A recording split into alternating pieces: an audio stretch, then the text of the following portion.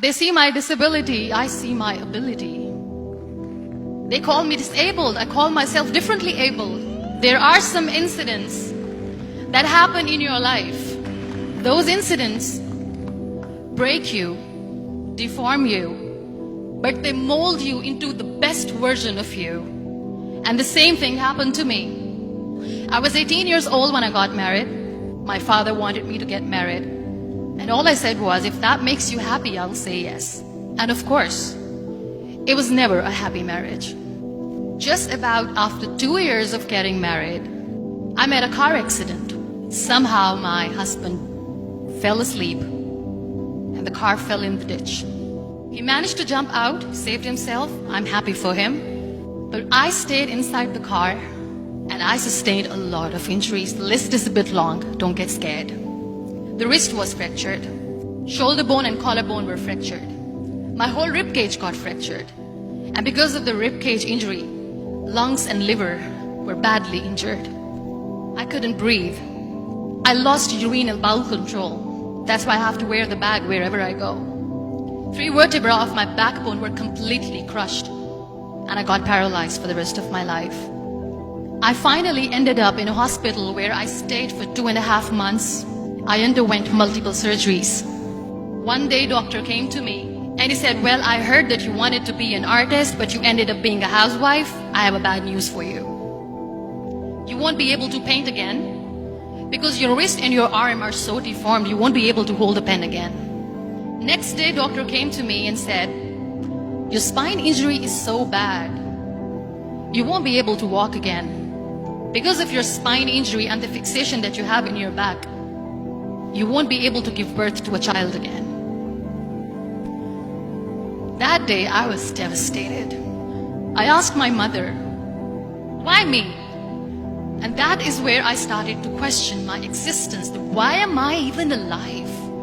And that is where I realized that the words have the power to heal the soul. My mother said to me, this too shall pass. God has a greater plan for you. I don't know what it is, but He surely has. And in all that distress and grief, somehow or the other, those words were so magical that they kept me going.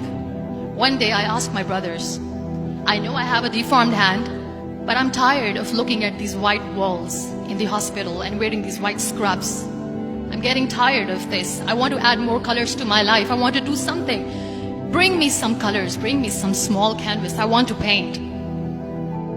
So the very first painting I made was on my deathbed, where I painted for the very first time. It was not just an art piece or just my passion. It was my therapy. And then I was discharged and I went back home. And I went back home and I realized that I have developed a lot of pressure ulcers on my back and on my hip bone. I was unable to sit. There were a lot of infections in my body, a lot of allergies. So doctors wanted me to lie down on the bed straight for not 6 months, for not 1 year, for 2 years. I was bedridden, confined in that one room, looking outside the window, listening to the birds chirping, and thinking maybe there will be a time when we'll be going out with the family and enjoying the nature. That was the time where I realized how lucky people are. That is the time where I realized that the day I'm going to sit, I'm going to share this pain with everyone to make them realize how blessed they are, and they don't even consider them lucky. That day I decided that I'm going to fight my fears. We all have fears. Fear of unknown, fear of losing people, fear of losing health, money. We want to excel in career, we want to become famous, we want to get money. We are scared all the time. So I wrote down one by one all those fears. And I decided that I'm going to overcome these fears one at a time. You know what was my biggest fear? Divorce. I was trying to cling on to this person who didn't want me anymore, but I said no. I have to make it work. But the day I decided that this is nothing but my fear, I liberated myself by setting him free. And I made myself emotionally so strong that the day I got the news that he's getting married, I sent him a text that I'm so happy for you and I wish you all the best. And he knows that I pray for him today.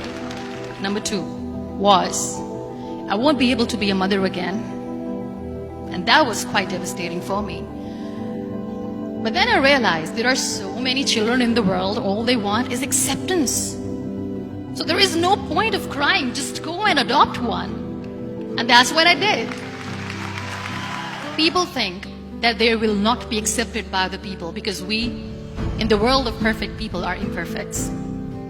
So I decided that instead of starting an NGO for disability awareness, which I know will not help anyone, I started to appear more in public. I started to paint. I decided that I'm going to join the national TV of Pakistan as an anchor person. And I've been doing a lot of shows for the last 3 years. I became the National Goodwill Ambassador for UN Women Pakistan. And now I speak for the rights of women, children. We talk about inclusion, diversity, gender equality, which is a must. Every time I go in public, I always smile. It's always a big toothy smile on my face. And people ask me, don't you get tired of smiling all the time? What's the secret? I always say one thing, that I have stopped worrying about the things that I have lost, the people that I have lost. Things and people who were meant to be with me are with me. And sometimes, somebody's absence makes you a better person. Cherish their absence. It's always a blessing in disguise.